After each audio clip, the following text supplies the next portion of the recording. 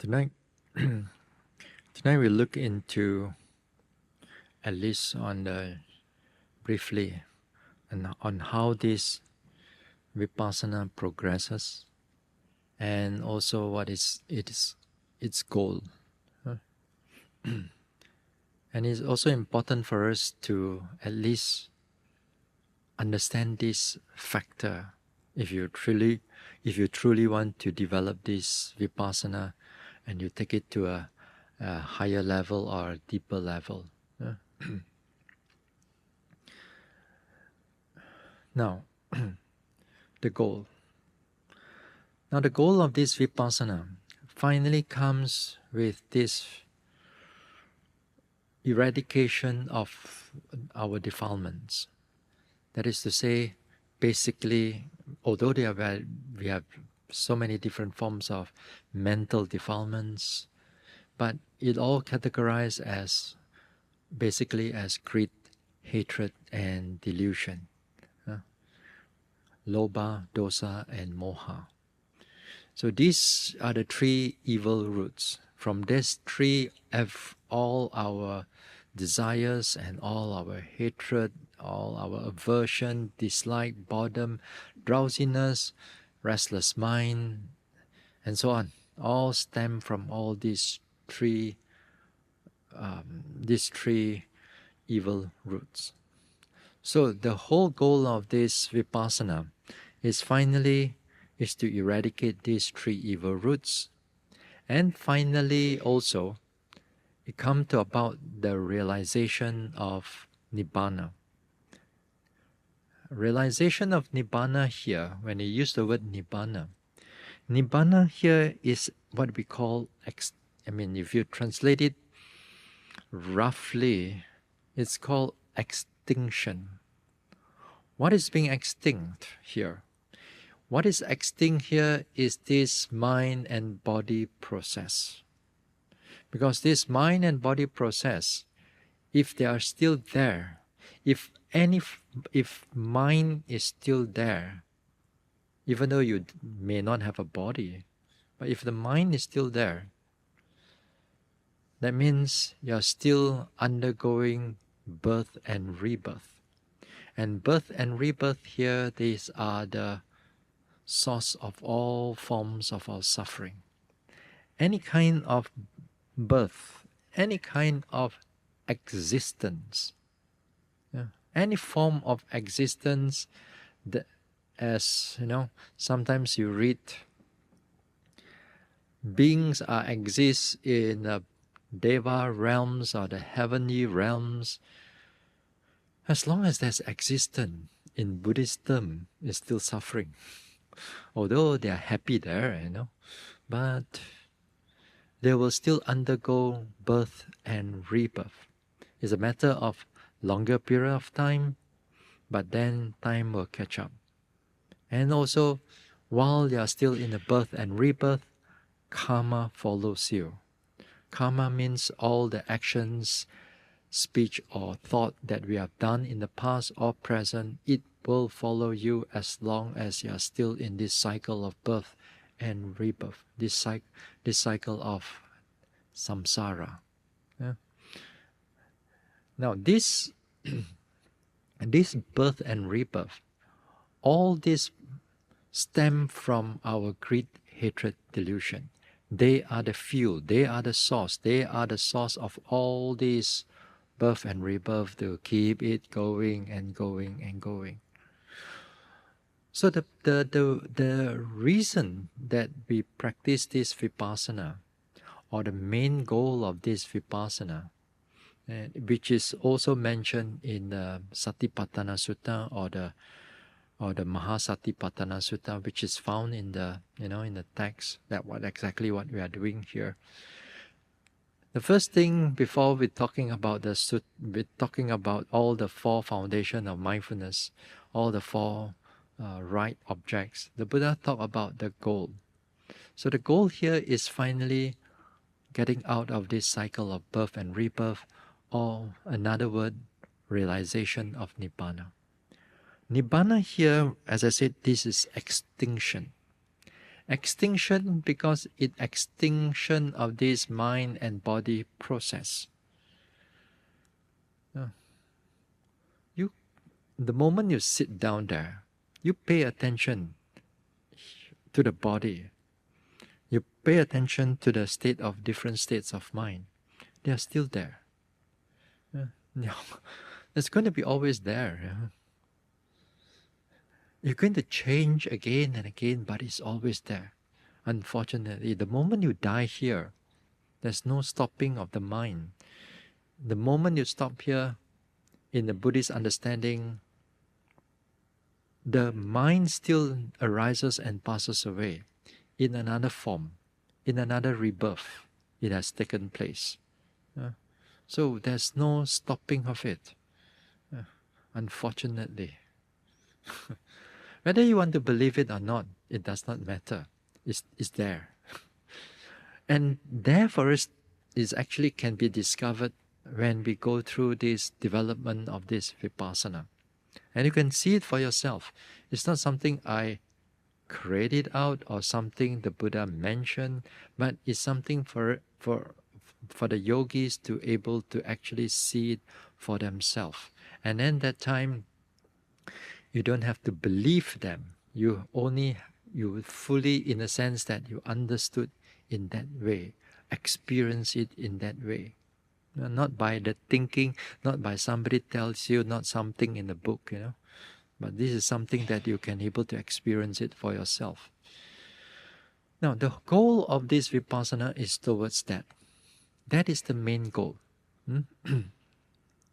Vipassana is for that. But again, nowadays, a lot of times where I travel in the world, people dilute the whole goal. You dilute the idea of what is being taught by the Buddha.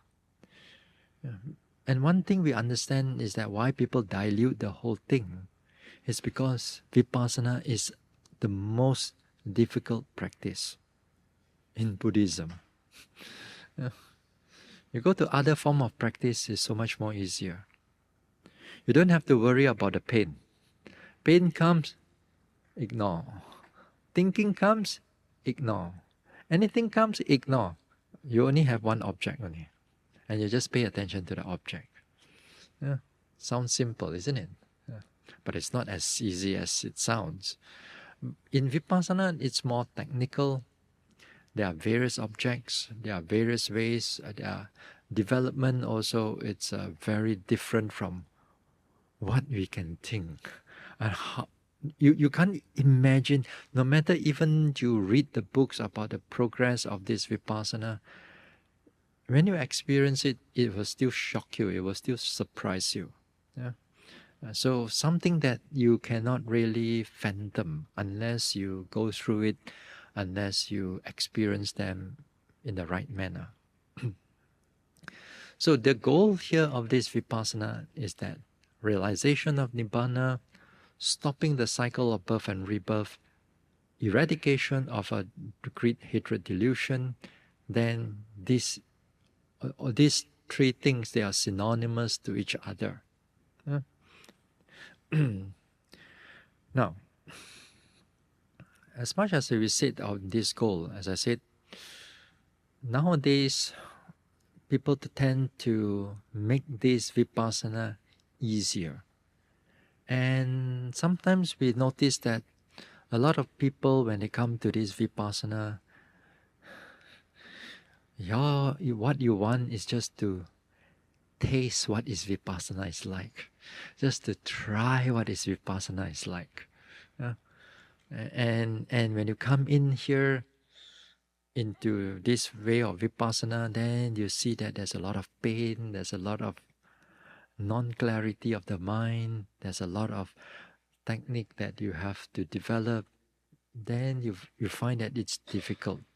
It is true. It is that difficult. Yes. No, I didn't say that in the beginning it's going to be an easy thing, That's why some people ask me, Bhante, can we have your schedule for the day before we start the retreat? There's 1 hour walk, 1 hour sit. Now, if I were to give it to you before you start the retreat, you would immediately cancel your retreat. You immediately cancel your retreat, you won't come in. Just by looking at the schedule. Wake up 4 a.m., finish at 10 p.m. You immediately cancel. I'll be getting half of you, all of you, of the yogis on it. And it's to show that how much we understand why we need to develop it throughout the whole day and so on.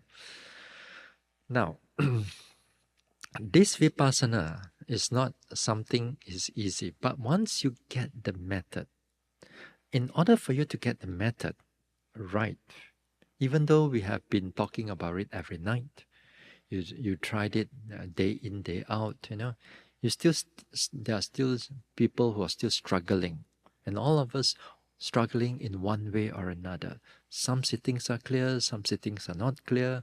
Sometimes they are excellent sittings, sometimes they are there's nothing at all, just drowsy, just a lot of restless mind. And in every retreat, it's going to be something like that. Until you go further into the meditation, as you progress, then your sittings, especially your sittings, will become clearer. And say, for example, here, 7 sittings per day. In the beginning practice, your sittings will be like 6.5 sittings are not clear. Only clear half a sitting is clear, and this half is divided into a few sittings, meaning that 5 minutes you are clear, the other 15 minutes maybe you are totally don't know where you are. And then another 5 minutes, another sitting, you are clear, and then here 10 minutes, there 5 minutes, This is how most of the yogis begin. But after a number of days, a few days later, sometimes you may find that one sitting is very clear, 6 sittings are still not so clear. And this is good. And after a number of days, let's say about 10 days later, sometimes yogis find that they have 2 or 3 sittings getting clearer, and another 4 sittings are still not very clear.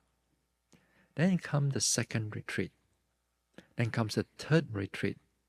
Then with that, if you come with some degree of progress, then you're going to find that more of the sittings become clearer. Maybe about 5 sittings become clear, and maybe 1 or 2 sittings are still struggling, in the sense that maybe after lunch, too heavy lunch maybe, then you get sleepy, you get drowsy.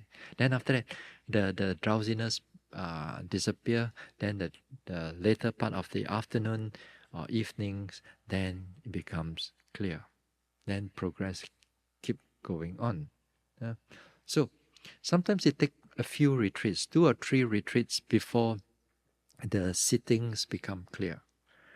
Now, here when it clears in that sense, it also means that the object that you pay attention to, the primary object, for example, the rising and falling that you've noticed here, it becomes more sustainable for a longer period of time. You can notice not only just rising and falling, but you can notice the change in the rising and falling, the different qualities or different nature or different features of this rising and falling. And not just only rise and fall, but it gives you so many different ways.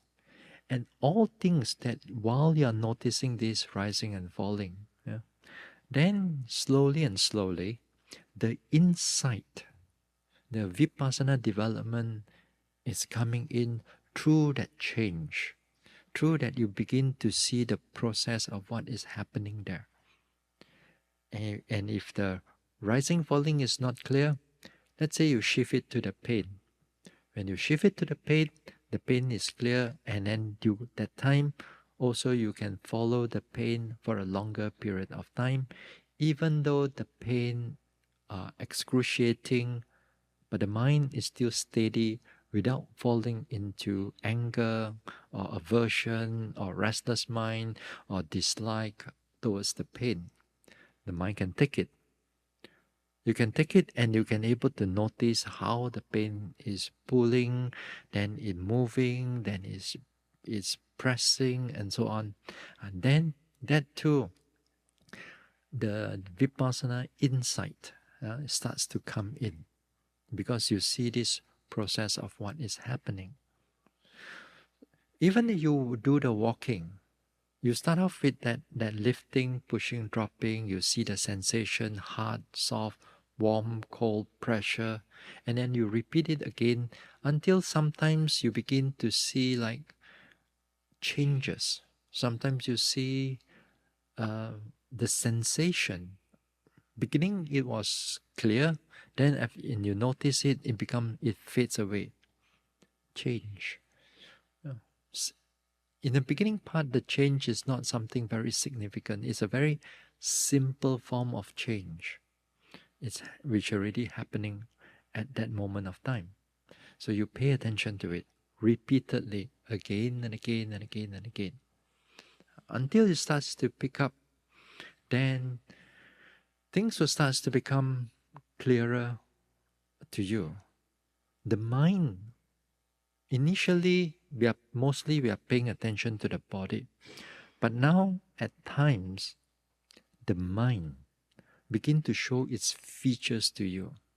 Because right now, when you pay attention to the mind, you know how to differentiate out the concept. You don't follow the story, you don't follow the or the creation of the mind. You know how to put them aside. So you put them aside, you can able to notice the consciousness or the present mental objects. For example, sometimes like the mind is restless, you can see the mind is running one after another. You see the process changing one after another. Or you can feel the anger stronger, weaker. You can feel the drowsiness getting more fading or disappearing. The mind is clear. So you begin to see the different states of mind. And also sometimes yogis, when they sit there, some of us maybe begin to feel sometimes like a palpitation or not palpitation, pulsation of a heartbeat, You feel heartbeat, you feel like something pulsing, sometimes at the hand, sometimes at the fingertips, sometimes at this one. Here, when you begin to notice this pulsation, when you begin to notice this, sometimes people call it impulsion, sometimes they call it beating of the heart, All these things actually is trying to show you the deeper aspect of the mind, although it's still connected with the body right now. Sometimes yogis may notice that they feel the heartbeat or they feel the pulsation, but at the same time the rising and falling still there.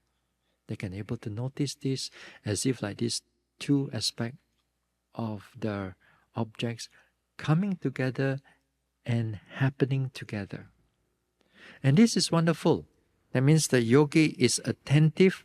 The yogis know what the yogi is doing at this time, not by thinking, but by fully experiencing the whole nature of development. So next time, if you find some heartbeat, don't get too afraid of it. And don't think of it as just heartbeat. Because sometimes there are yogis, they feel heartbeat, beep pop, beep pop, beep pop. Then it goes to the right. How come the heartbeat can go to the right? I thought the heart is on the left. That means you conceptualize the whole thing. You've got to feel. Don't worry about whether it's a heartbeat or not. It's just something is beating there. Something is happening. Sometimes it may go to the stomach. Sometimes it may go to the hand. So don't worry about whether it's a heartbeat or not. You just notice that something is pulsating there. Or whatever that is going on. Pay attention to it. So sometimes when these things also happen, sometimes the yogi, when they do walking meditation, they'll do the lifting, pushing, dropping while they are noticing this sensation. At the same time, they can also notice the mind that is noticing the movement of the leg. As if like it's looking at itself. The mind is looking at itself. It knows the mind that knows the walking, and it knows the process of walking itself. So the mind and the body. And it happens in many occasions, sometimes even like opening a door, closing a door, eating time. Then while you're eating, as if like you're standing outside and then you're looking at the whole process of what is going on. Yeah? This is not out of body experience, it's just only mind. The mind is noticing the process right now. So here, when it happens in many different ways, each and every yogi got his own way of noticing. Now, here is where you actually opening the door to the Vipassana development, to the Vipassana path, and with that, you begin to start the journey towards the goal. Yeah. Everything begins by all this noticing, and the beginning of this Vipassana, real proper Vipassana insight, is when you're able to differentiate between the mental process and the physical process. You begin to, and it will show it to you.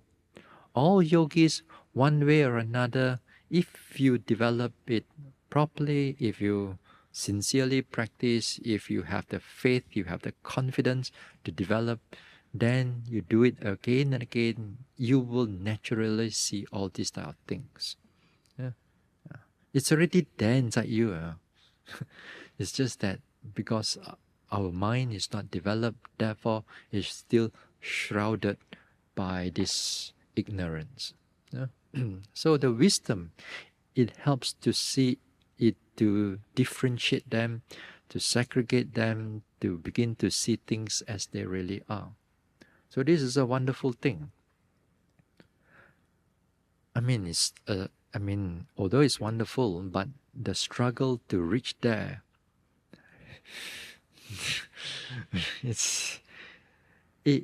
it actually sometimes, honestly speaking, I've seen many yogis reach this. Even they are beginner yogis, but all they need to do is to spend more time into the retreat. Sometimes it may take you 2 weeks, 3 weeks, or sometimes it may take you 2 or 3 retreats. Then this thing starts to come in. It is not too difficult. It's too difficult because the yogi is lazy. Although they walk, they sit, but the mind is not really doing what it's supposed to do. You keep on thinking, keep on planning, keep on this thing.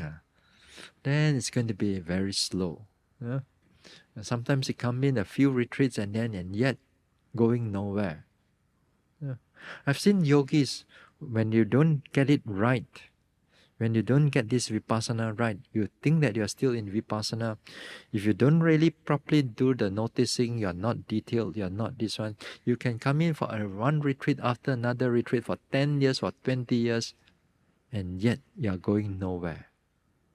Once in a while, I do see this type of yogis. Yeah. They come from other places, then they are being taught just to do Vipassana in a very light manner, in a very superficial manner. Walking is just right step, left step, throughout the whole retreat. Sitting time, you can sit whenever you want, whenever you like it. When you do that, you are never going to sit 7 sittings per day. You're going to sit 1 sitting per day or 2 sittings per day, and then you feel that, I'm doing so much. Yeah. When you do not have any schedule for you to follow. Yeah. So when in this way, sometimes they go into this retreat, come out from that retreat, they feel good, they feel nice, they feel very pleasant, but then there's no deepening of the insight, although they saw Vipassana. So here you have to make the effort. You have to truly pay attention whenever you are in the retreat. You must have the confidence that not only the confidence to practice, but also able to bear up with all the difficulties that you're going to go through. Maybe you have some bodily problems. Maybe you have some kind of like a heart problem or stomach problem or whatever it is. You should not take this thing as your okay, I want to have because I'm so, this leg is so problematic, the body is so problematic. Bhante, can you give me a discount or not of sitting? So maybe 7 sitting, maybe discount it to 3 sittings per day. You want to negotiate with me. So no. When you have to have a good health, in a one way or another, you need somewhat your health, something must be good. Although along the way you may feel some aches and pains and here and there, but you must able to bear up. During in the time of the Buddha, when we read the suttas and we find that when the monks are going through the meditation, they don't have all this hall. They don't have all this air conditioning. India at this time, how hot it is? It's like 120 degrees. And you're not doing just meditation, you're doing sauna first. Like the whole body is totally sweating. You sauna the whole body, you sweat the whole body until the body cools down, and then you start the rising and falling, or you start the noticing whatever the object. Yeah. So you have to bear up. You have this retreat. We give you, although externally we give you the whatever that we can give you, the place, the environment, and so on. But in other ways, you have to bear up with all the little heat, a bit of cold, a bit of stomach ache, a bit of back ache, a bit of cannot sit, a bit of tightness here and there. These are minor issue. But you take it so big. Why? Because the confidence in the practice or the urgency of the practice is not so much there. When there's not so much urgency, all other problems become magnified. When you have urgency, the mind is there and truly practice. What is urgency of that kind of practice? When you walk from here back to your hall, and you sometimes you pass through that pond beside that small little pond here. There's a image of a bodhisattva that is very thin, and you can see the bones. Now in the text it was described that when the bodhisattva means he is aspiring to be the Buddha before he became the Buddha. So he used his finger. When he touched the belly, then he could touch his backbone on the belly. When you touch your belly, what do you touch? Exactly, all the blubber and the fat. You only can touch that because you have such a good life. That is how urgency and how much effort, in terms of putting in so much effort and putting in so much, going through all the difficulty and hardship just to attain the Buddhahood. Although after that he realized that this is not really the way. The way is more of a moderation in that sense, more of a middle path. It's not that way. But in a way it shows that you try different ways in order to achieve Buddhahood. Now, here when we strive, when you actually practice, one of the things is that we cannot teach you, or we cannot able to get to teach you over here, is to understand all the suttas and the all the understanding of Buddhism. Because even though you have all the understanding, if you have so much knowledge, can that knowledge able to give rise to right confidence, to the right faith? Because a lot of times you have a lot of knowledge, but there's no confidence. Like I've seen also many professors in a university who taught Buddhism. They have all kinds of knowledge. They can able to teach, but the faith, the confidence is not so much there. It's very much theoretical understanding or intellectual understanding of Buddhism, but it cannot translate into faith. Yeah? Now, even though you have all this understanding and you translate those into faith, then you uphold, with this faith, you uphold the morality, you do service, or you practice dana in the sense of charity, kindness. You begin to become more able to check your anger, check your desire. You're more careful with the state of mind. You're more, in so many different ways that you develop on when the faith arises. Now, this thing also I've seen that people have a lot of faith. Then, in Buddhist devotees, we see them, they have a lot of faith, they have a lot of this one. Also, a lot of them also, they have a lot of knowledge. But there's another thing. From that faith, can it translate further into the sense of urgency? Can it be translated into urgency that you truly want to push the mind or want to strive it to go further? And that is only a handful of people in Buddhist community. Although the Buddhist community is very huge, but the one that is truly have that urgency to truly develop the mind or truly develop something wholesome in a deeper aspect, very few, of sometimes far and few in between. This is what is happening in the world right now. During the Buddha's time, when the Buddhas are around, they teach the Dhamma. Then you find that with the Dhamma, those who can able to understand, faith arises, then the urgency arises. They give up on the job, they become monks or they become nuns, and they go and meditate in the forest. They do that. They do that. So again here, the Dhamma is still around, but whether it can be translated into urgency for us to practice, that is something that you have to build it up over time. Hopefully, not too late.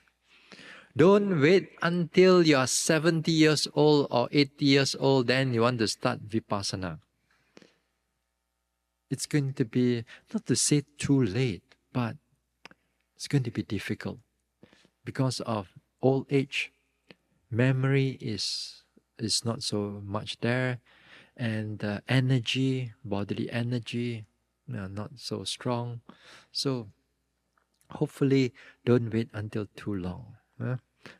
So we need that urgency. We need to practice it while we are still can, while we're still able, this body still able to walk and sit, then that means you're still able. Although over here there are one or two, maybe these two is over 80, and yet they still keep going on, which is still good actually. So as I said, don't wait until when you are too old. Start wherever you are as much as you can. Then the practice actually can go further. There's no special miracle and all those things. If you put in the effort, you progress. You don't put in the effort, you don't progress. Very simple. Now, back to the progress again. Now, as the progress comes in, you notice that the development, you're able to notice the mind and bodily process, and then your job is to keep going. Keep it going, because as long as you keep noticing these objects, then you begin to see not just only the mind and body, but you begin to see the interaction of mind and body, the conditioning.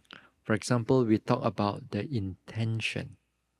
We talk about the intention in a number of times. Then here is one aspect, as when a yogi goes through the development, they see these different forms of intention. Or in other words, sometimes you begin to see the mind and the body, how they interact with each other.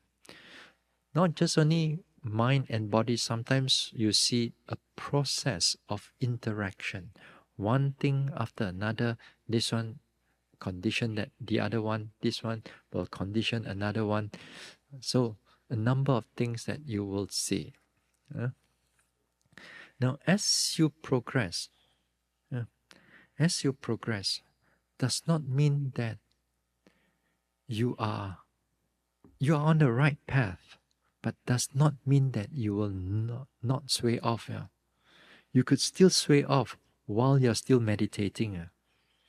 And then this is where sometimes a teacher or a competent teacher needs to be there, just to make sure that you are still in the right path, in the right way of doing.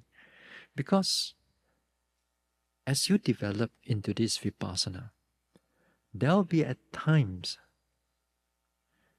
the concept, although right now, as I said, you pay attention, you don't get attached to a concept, but there will be at times certain concept becomes so clear, so real, as if like there are people who sit there, they see the Buddha come, they will come to him or come to her. Or sometimes they see that Sariputta come, Moggallana come, come and talk to them. When because one of the reason is that when you develop further, your mindfulness and your concentration are also very powerful, truly very powerful. And at the same time, it polish not just only your meditation object, but it's also polish your conceptual thoughts. And your conceptual thoughts and your creation becomes so real. As even though that when you are in your everyday life, you don't see this is so clear. So this time when it's so clear, it's very easy for the mind to get attached to it.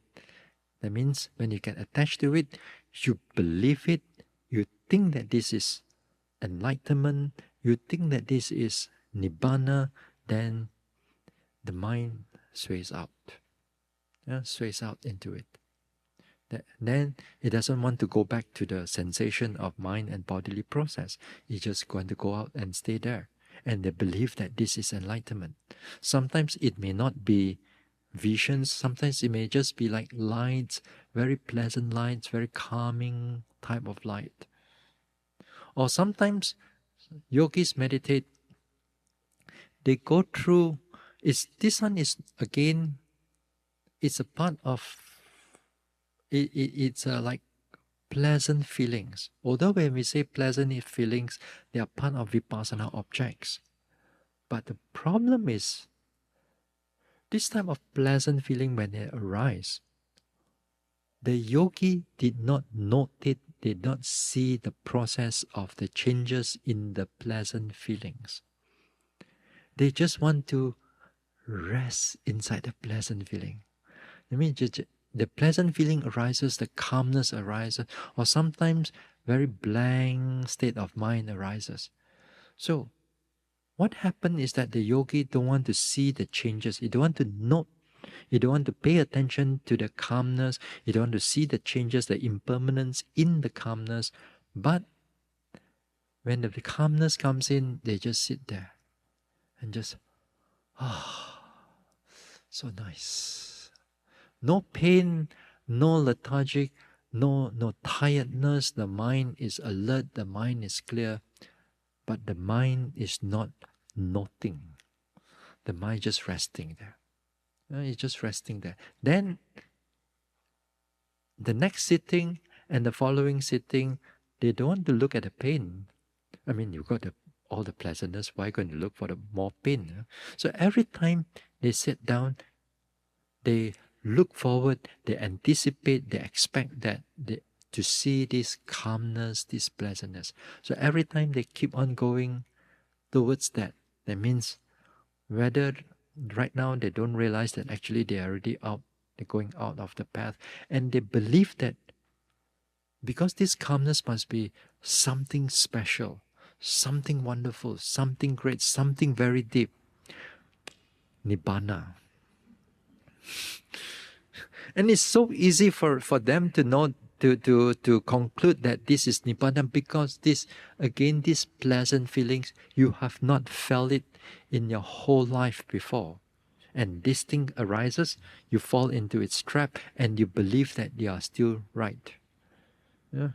So this is especially when a yogi, when they develop, they don't have somebody competent to help them. Yeah. But unfortunately, also I've met with yogis. They get fall into its trap, and they meet with, unfortunately, with the wrong people, with the wrong teachers, and they say, "Carry on, very good.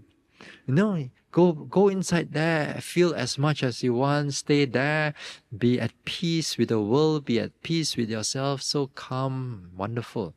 If you sit there, then if the Buddha will come to talk to you, and then you report that to a wrong teacher, oh, very good, wonderful. Now the Buddha is inviting you to become an arahant, to open up, to all these type of things. I've heard of this thing before, so many times. Unfortunately, sometimes you just cannot go there and tell them this is not the way of mental development. The craving behind that is all the craving, and the attachment is so powerful. You ask them to give up, they don't want to give up. That means the craving is there. So strong, so powerful. So whenever these things are happening in the meditation, a yogi should not get involved, should not get attached to it. It will come as you progress. One way or another, it will come in. Different yogis come in different ways. But behind it is always that craving, that delight towards all these phenomena. It's the craving. The concept may be very different, but behind the source there is that craving. So this is where your mindfulness and your understanding is always come back to the body. If you cannot handle this type of state of mind, come back to the body. The body is always a safe object. A safe object because it doesn't think, you don't create so much thinking that's connected with the body. If you stay the mind for too long, the mind can manipulate, the mind can trick you into so many different things, and you believe that you're right. Is all this because of our ignorance, and our craving is still very strong in all of us? We don't realize it until we actually practice. And I've seen yogis who get stuck inside this thing for 20, 30 years. And they believe that they are right. Until 20 years later, then they only realize that they are not going anywhere.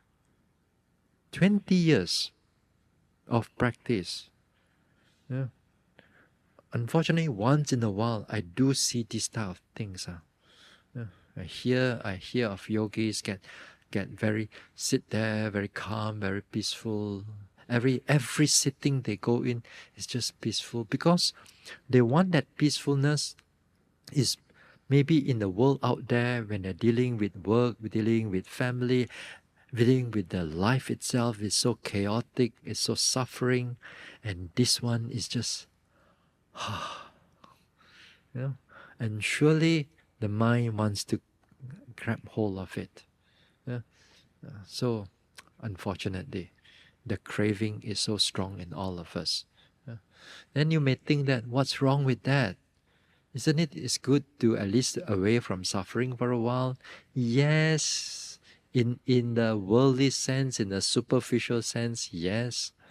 But in the deeper sense, no. In the deeper sense, that means that you get out from one suffering because of craving, then you fall into another form of more pleasant craving. The mind just trick you in one way or another. The defilements, the root of defilements is just trick you in one way or another. So, the one with the wisdom, we should not get caught into all this type of thing. Then we have to come back again to notice the mind and body process again and again. And what is good that time, although your mind is powerful right now, you don't get caught into all this concept on all this calmness and pleasantness. You come out from it, you're re-noticing the whole body process. And this time, due to the powerful state of mind, you begin to notice the inner process of this mind and body. Initially, when you start off with this meditation, you notice movements, lifting, pushing, dropping. You notice rising, falling. You notice pain. You notice this itchiness. You notice this heart. You notice the anger. You notice the mind, and so on. Well and good. You notice different state of this thing. Different features, different state. They are different. They have their different characteristic, different nature. But when you go into the deeper aspect of it, everything is just arising and passing away. What you see in this rising and falling, you don't see the form of the rising and falling. You only see arising and passing away moment after moment. When we use the word arising and passing away, it means that the moment it arises, the moment it already disappears. The form, the shape of arising and falling, you don't see that, but you're still breathing. But your mind able to truly notice that everything that when we are noticing is just arising and passing away moment after moment. You pay attention to the pain. It's still just arising and passing away. You can feel the pain, but you don't feel the whole pain as a lump. You only feel the pain as just arising and passing away moment after moment. As long as you pay attention there, it's just arising and passing away. Yeah? And you notice the mind also. Different states of mind, they are also just arising and passing away. Moment after moment, not one time. As long as you have that alertness, as long as you are clearly mindful, it shows you the true nature of arising and passing away. In other words, this body and this mental process, when you go into deeper aspect of it, you don't just see the hard or soft or warm. Everything just arising and passing away only. Just like, lights. Like we say that lights is all like, if you look into a microscope, or not just microscope, electron microscope, you see that the lights are not static. There are just a lot of things are just arising and passing away in such a fast manner. Then it shows you one clear light. So to this body also the same thing. Everything, while we are living, breathing, and even from one life to another life, whether this life or whether it's an animal life or whether it's a heavenly devas or whether the Buddha also, if he's still alive, as long as there's a body, there's this arising and passing away. And this arising and passing away, whether it's mind or bodily process, they are just arising and passing away, moment after moment. The moment you die here, you think that your body stops, but the mind still arising and passing away. The moment it cuts off everything, the next birth already taken place, which also have this arising and passing away. And this arising and passing away will not stop. It will continue from one life to another life to another life. And it only comes to a stop when it comes to the realization of Nibbana. Extinction of mind and body process. Extinction of this arising and passing away. Then it truly stops. If not, no matter what you do, no matter how you want or you don't want it, it will never stop. It's all happening here inside this body. So it's for you to discover. And then the further development, to go through this higher development, with this arising and passing away, this is where you begin to truly see the different aspect of anicca, dukkha, and anatta. And what is that? Impermanence, unsatisfactoriness, and non-self. And here, all these things, these three, although many times you read in the books, but the true nature of this impermanence, unsatisfactoriness, non-self, anicca, dukkha, and anatta, they are truly the experiential of insight. You experience this arising and passing away in so many different manner, and sometimes in a certain patterns of certain arising and passing away, it shows you the impermanence. In a certain way, it shows you the unsatisfactoriness. You think your dukkha, your pain, here pain, there pain, oh, you experience all the suffering of the body. Not yet. You only experience 1/3 only. Or not even 1/3 also. There's still like you only experience your buttock pain here pain, there pain. It's only on the tip of the iceberg. The bottom there is still very big form of dukkha. And that dukkha, unfortunately or fortunately, it does not come with this type of pain. It comes with really changing, a lot of things that is changing, a lot of things that is arising, formation, and that time when you see it as really unsatisfactoriness. Then only the mind has that urgency when it sees that it truly want to get out of the samsara, from this cycle of birth and rebirth. And it also in so many ways, it's going to show you in all the non-self. Although we talk about it a little bit of this non-self in terms of intention, you see that the mind is not I am the one who do the walking, but it's just only mental and physical process are interacting on each other. And you go into the deeper aspect of non-self, you're going to see so many different ways that things are happening not within your control. There's no I at all. Even though you feel that, for example, the whole rising and falling, you think it's very natural. No, your mind knows it first. The mind already knows what is going to happen in just a few nanoseconds. Then only the body take place. Yesterday I mentioned that you feel like something is the stomach go diagonal, right?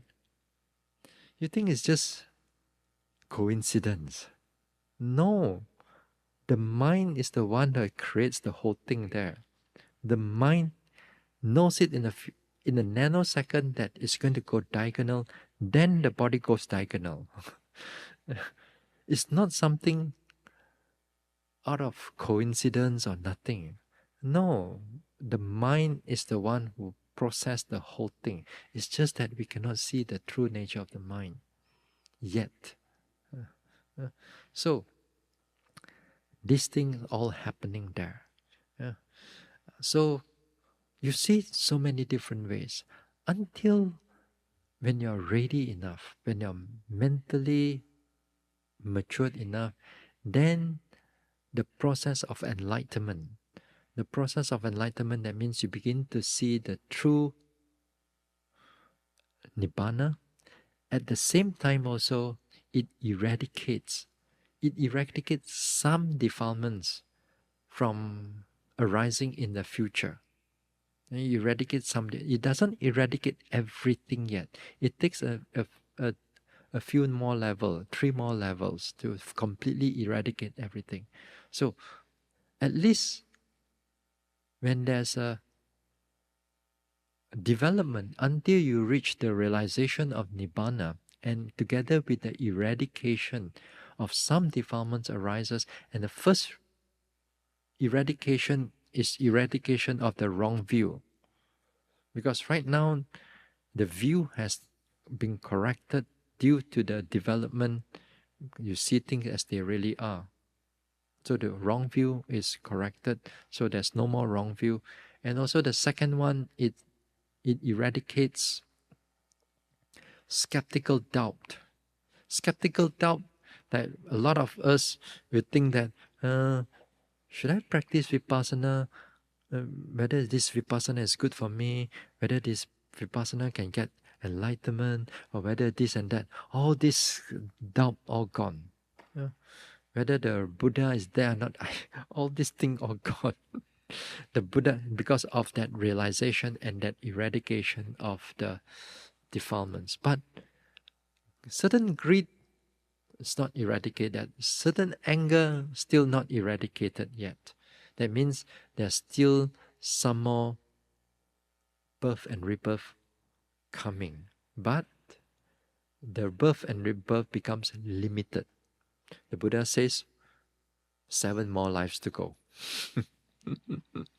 Whether it's true or not, I don't know. You meditate, until you enlighten, you come and tell me.